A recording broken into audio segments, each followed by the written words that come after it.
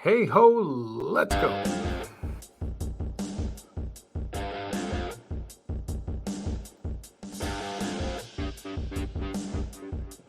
Happy Major League Baseball, everybody. Major League Baseball Tuesday. Hope you are well wherever you are. I'm Sean Pugsley Martin. This is episode 23 of Pugsley's Pit. And as we always do, we begin each show by asking you the question: where else would you rather be than right here, right now? By way of introduction, I am a freelance sports writer with the Albany Times Union, big time sports enthusiast. I'm a homer for my teams without apologies, of course. You can follow the show on Twitter at Pugsley Spit and taking the podcast on YouTube, Apple, Spotify. On today's show, baseball expert extraordinaire, we'll give him some big props. Mike Gwizdala joining us. Yankee fan. Mike, welcome to the pit. Hey, thanks for having me, Sean. It's great to be here. Kudos on the Marv Levy reference in the open there. It's a great place to be, and would not rather be anywhere but here right now. And so, like you said off the top, I mean, it's been a fun day to be a Yankee fan, fun year to be a Yankee fan, and you know, they've stumbled a bit the last couple of days, but that's bound to happen in a long season. And a little bit about me. I'm a reporter over at the Troy Record in Saratoga, and doing that for a few years. And prior to that was sports editor over there. And I've been covering sports a lot, along with the news, and also right over at Bronx Pinstripes and do some editing there too. So Nice. a lot of Yankee baseball over the years. So. All right. Hey, but here, first, we'll get to the Yankees in a bit. The biggest thing I'm just curious, is the baseballs that they've been using this year. You heard it. You might see offense pick up a little bit as it got warmer out. Um, what is there anything about that you can share with us? Because it seemed like some of the guys are starting to hit. Offense is starting to pick up a little bit. Is that part of what's going on? Well, I mean, maybe they're inserting baseballs like you saw in the 2018-19 season where it was going nuts. I mean, just this past month. Yeah, but they would never do that, right? Yeah, right. No. Oh, no. It's got to be the weather or something, or Sure. humidity, or is there? Yeah, exactly. But I yeah, know I mean some guys are starting to hit. I think you were looking at baseball was looking the first couple of months. It's like last year you had all those no hitters early, and all of a sudden they outlaw spider tack and any help. Mhm. And then you had just amazingly low offensive numbers going back to even 1968 before they raised the mound this year. Something had to be done. The game's tough to watch sometimes when it's strikeout or nothing, but with such anemic offenses, they had to do something. Oh, sure, and you saw even with the advent of the DH in the National League this year, you got numbers, down, around dead ball era, or late '60s, the year of the pitcher in '68 with Bob Gibson. And it's kind of incredible that it's kind of gone down. And like you said, you get those 3-factor games where it's home run or strikeout or walk, and not a lot of action in between. So maybe they're introducing something with the balls this time around where they're trying to spike the offense up. Yeah. Hey, let's go right to the Yankees. Tough loss last night. Ashley and I talked about it on the other show yesterday. Do you think the Yankees, if you're Brian Cashman, where are you looking to upgrade? I'm certainly looking outfield, with just the lack of production and consistency between uh, Joey Gallo and Aaron Hicks. For one reason or another, they just don't seem to make the adjustments. And um, around the diamond, even at shortstop and third base. I don't feel like they've gotten quite what they thought they were getting from Minnesota with IKF. And Josh Donaldson as far as pop out of that position. But I mean, otherwise, I mean, the pitching has carried the team. I don't see any major issues on that front. Yeah. But yeah, I feel like that offense is going to come down to basically, having Aaron Judge and Giancarlo Stanton being the big power sources, and other guys having to get timely hits. But those would be the spots I would say that they maybe look for an upgrade, as we're not too far off from the trade deadline. Hey, how short of a leash does Aroldis Chapman have coming back from his injury? Yeah, I mean, I don't They didn't see miss him. him. Oh no, They didn't miss him. he didn't miss a beat either. The way he came back and walked the ballpark against Cleveland, and you know, and the thing is, he's in the last year of his deal. They seem to have taken to Clay Holmes and grooming him as the heir apparent at the closer spot, and maybe you just hope with Chapman that he puts on a Tommaso Marte circa 2009 show, and get some big outs here and there down the stretch. But look, when Joey Gallo got to the Bronx, he was never a big hitter. 180, 190, maybe get 200 out of him. Is he regressed so far? Is he now in Ed Whitson territory of guys that New York City was just gobbled him up? His confidence has got to be shattered. Yeah, I mean, personally, I like the guy. I think he's a good guy, and I think he's well liked in the clubhouse. But aside from the defense, which is held up with a Gold Glove defense in right field, he just doesn't hit enough home runs to me to warrant. And it's not even the shift that he a lot of the times where it'll be, oh well, the shift has robbed him of what would he be hitting now, like 230 if they didn't shift on him, because it's like he strikes out so much that and I look at another guy, for instance, like Anthony Rizzo. He's hitting around 220-ish, but he's got 20 plus home runs. So, but Joey Gallo is just he's just lost up there. Okay, if you lot going on across town with the Mets. Scherzer had a big outing last night. DeGrom might be not far off. It's a long way to go to late October. The Astros are out there, probably the only team I think in the AL that could beat the Yankees. Project the Yankees in the World Series. What matchup would you most like to see, or least like to see? And what about the Mets if they can stay healthy in their starting rotation? Oh gosh, I could go for another Subway Series. I mean, I wouldn't be opposed to seeing something like that. I do have a soft spot in my heart for Buck Showalter, who was a Albany Calling Yankees manager back in 1989 with their championship team. For those who've been around for a while in the Capital Region. Yeah, I mean, I think seeing what they got out of Scherzer, who got DeGrom-like support yesterday from his offense. Yeah. But they're getting ready for him to come back. Right, exactly. Get shut out by the Reds. Right on pace, yeah. But yeah, I could see the Mets making a strong run.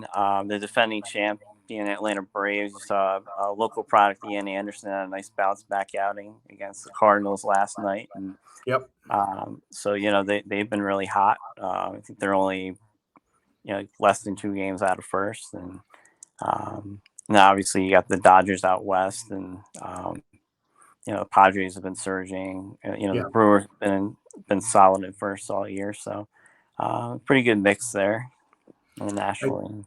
It seems to be a huge premium in the NL to get one of those top 2 playoff spots to avoid that first round. With having 6 teams now, that first round series is going to be tough no matter which way you square it. One team I'm looking at for a big second half is Seattle.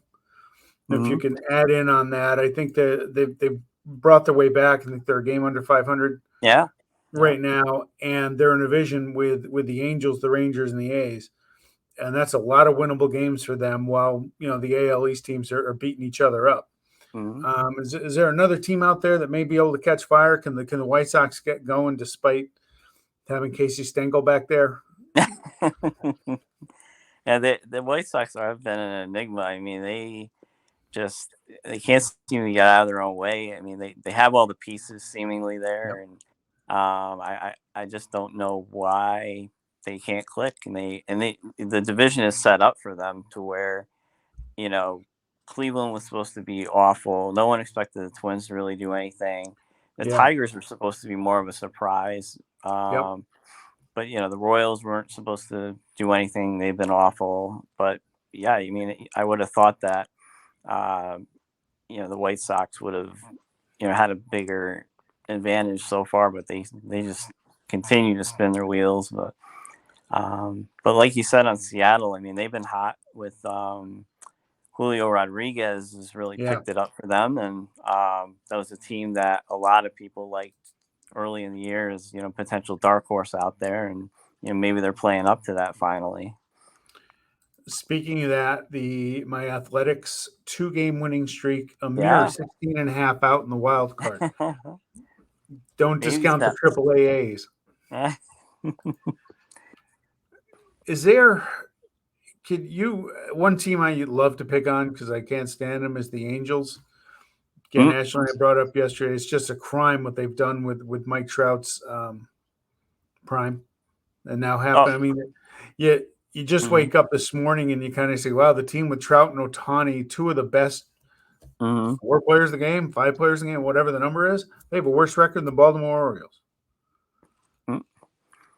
Oh yeah, it's brutal what they've done. They've gone, they went from that fun, scrappy, fundamentally sound team, in the early aughts with Mike Scioscia and the Rally Monkey and the like, and they've just it's a running meme now on the internet where you see it where Otani drove in 8 or Trout hit 2 home runs and yet the Angels lost 15-9, and it's just Yeah, they just can't figure it out for some reason, and I don't know if it's just the culture there that is just rotted out, or but it's very top heavy with those guys, and they can't seem to find any pitching, and I don't know why they've dropped off. You would think having those guys there, yeah, you get more players.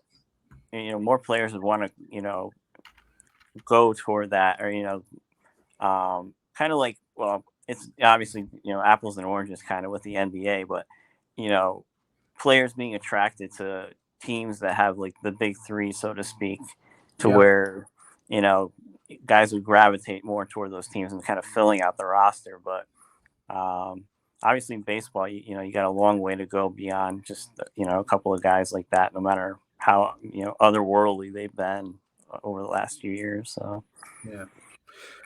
We're Mhm. pretty much at the halfway point. Yankees with a 13-game lead, Houston 13 and a half. The Central is anybody's. I mean, the White Sox are only 6.5 out there and 4.5 in the wild card. Who would be your MVP in the AL this year? Is it Aaron Judge? Is it Otani? Um, you talk about Rodriguez. If he has a big second half, he could get in the discussion. Even Trout. Mhm. Is there anybody there? Is it Judge for you, Mr. Yankee fan? Impartial Uh, Yankee fan? being the impartial Yankee fan that I am, I would say Judge has to be the leader in the clubhouse at this Yep. juncture. Just with he's had so many big hits. I think he had maybe one or two walk offs last year coming into the for his career coming into Yeah. this year, and he's Wow. had I would say maybe at least 3 or 4, and with like big walk off home runs and hits this season. Another guy I could see too, in addition to those you mentioned, is Jordan Alvarez. Oh Do yeah, you? he's a beast. Yep. I mean, that guy is just, he's fun to watch as much as I hate to admit about Houston. But I mean, that guy is just a flat out stud with what he can do with power and average and, just everything, the way he dominates at the plate. And so Yeah, yeah, and also you got Jose Ramirez. If Cleveland can yes, continue to exceed, he's been fantastic all year, hmm and they're just a little over 500, and what a lot of people thought was going to be a down year for them. That hmm winning might not have been a big priority. yeah, he's certainly given them a boost there, and put them in contention. So um, I think it'll be definitely an interesting race with Yeah. MVPs. So Do you see this game? This game seems. I've been a baseball fan for 50 years. Okay, mm, I don't remember ever seeing this many unbelievable young talented players. You mentioned Rodriguez, Guerrero, and Bichette in Toronto, and Tatis mm, hadn't played yet this year. Do you mm. recall an era that's had this many, not just exceptional players, but dynamic players?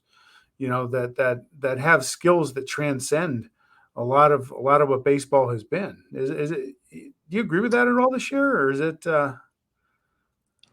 Yeah, I mean, it seems to be kind of gravitating toward that way more. Major League Baseball has been trying to get the let the kids play um, aspect of it, but yeah, I mean, it seems like you got that good wave of solid young talent. Uh, that really when you look back at like even like the 90s where you had it seemed like a lot older players who were getting it done for one reason or another with that juice era and Yep. but I feel like um like with this era you see that young talent. I think teams are trying to get younger and I don't think it's something that's really been out there for in a long time as far as you know the amount of talent that's spread across the league. But, Yeah. hmm All right. Hey, halfway point. If you had to put on your prognostication hat, who's your World Series picks? I have a feeling who you're going to go with in the AL, but what about the NL? well, gosh, Long way to go. yeah, Long way to yeah, go. certainly. It's amazing that's with the late start with the lockout, we're you know at the midway point, the unofficial midway point with most teams, and Yep. All Star break right around the corner. But I'm leaning, assuming they hold on to home field advantage. I'll take the Yankees in the American League. That could change if it flips to Houston. I could easily. Anybody but Houston. Anybody but Houston. I'm Yeah. done with No. them. Yep. Yeah. No. Um, but in the National League, it's tough to, and as amazing as it is that we haven't seen a team repeat and since the uh, 98 through 2000 Yankees, I Yeah. could see the Braves getting back there. I think they have the pitching. I think they're healthy. They have Acuna this year. Yep. Um, they showed at least last year that they're willing to make the moves and go for it, and they could be poised to make another run. I think. They could. You look out west, the Dodgers are there every year. Yep. They have the best record in the NL, and they've had a ton of injuries all year. hmm Um, is that something? Can they get healthy and stay healthy? If so, they're a tough out. I kind of like the Mets in a short series. hmm LA, look, Bueller's been hurt. If he comes back, hmm he's good. Gonsolin's been unbelievable this year. Kershaw's still been good, but I just like the Mets up top with Scherzer, healthy Scherzer, healthy DeGrom, hmm with Bassett. Tejan Walker's been pitching pretty Yep. well. They're deep. Um, Bullpen scares me a little bit, but I just have a hunch about the Mets right now with a big if, Mhm. the healthy issue. So, Sure. Sure. yeah. Yeah. Yeah. I could certainly see that. I mean, if they're on, if they everything is clicking for them. I mean, that's a tough out right there with the Mets. Yeah. Um, do you have an NL MVP pick? Somebody out there jumping out? Hmm. NL MVP. Oh, Paul Goldschmidt's been real good. Yeah, he's definitely been lighting it up with the Cardinals and Yeah. lifting a young team there too. And yeah, I mean, I would say that Goldschmidt would probably be up, way up there. Maybe even Pete Alonso with the Mets. Yeah, especially if they can hold on, win that division too. So, all Mhm. right, look, Mike, I really appreciate you joining us. How can people follow you on Twitter? That's I know you give a lot of different updates, sports and news, Mhm. and I certainly enjoy following you. Sure. It's at Mike Gwizdala on Twitter. So yeah, if anybody wants to, chat about baseball or what have you, I'm usually on there for better or worse, depending on what's going on Twitter. All right, well, listen, I really appreciate it, my friend.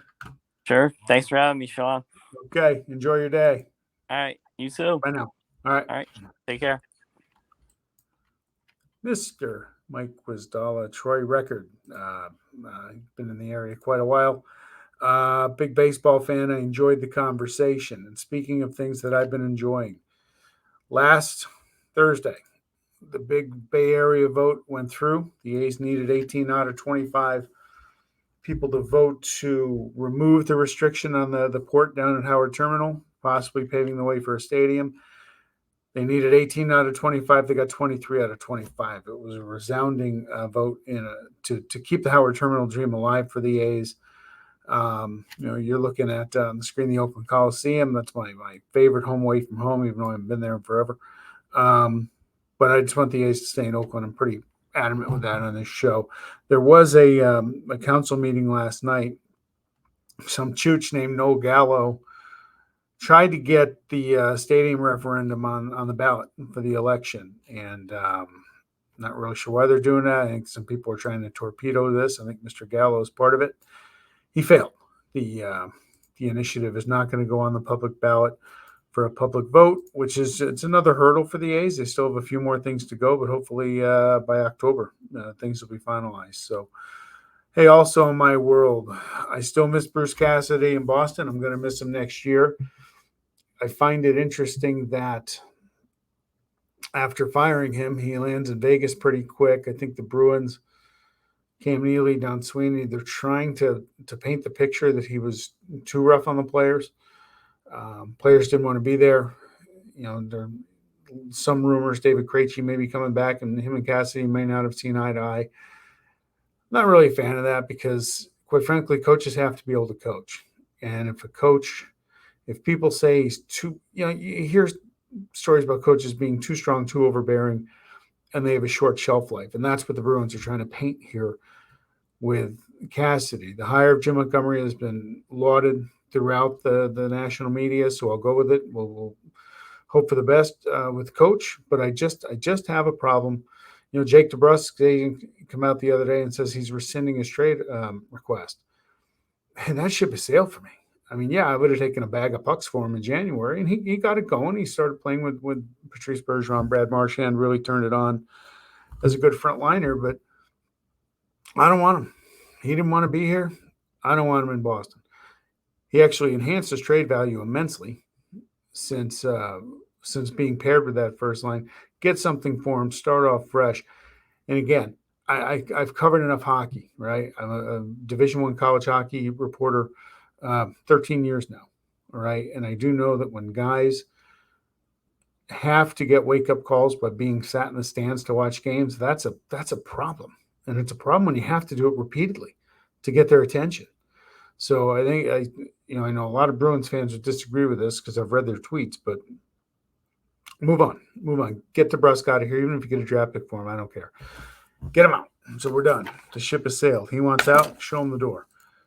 That will do it for Pugsley's Pit this week. Next week, special baseball all-star game show. Hopefully have some guests on here, talk about some of the great memories. I think the first all-star game I ever watched was back in 1973. So this will be 50 years for me. So hopefully we get some few people in here, talk about some great all-star moments. As always, we end the show with a shameless plug of my book, Dear Lee and Manoa, Letters from Daddy, that I wrote about 2 years ago as the pandemic was in full swing. So, that said, have a great week, everybody. We will be back talking baseball all-star game next week here on Pugsley Fit. Enjoy your day. Talk to you soon.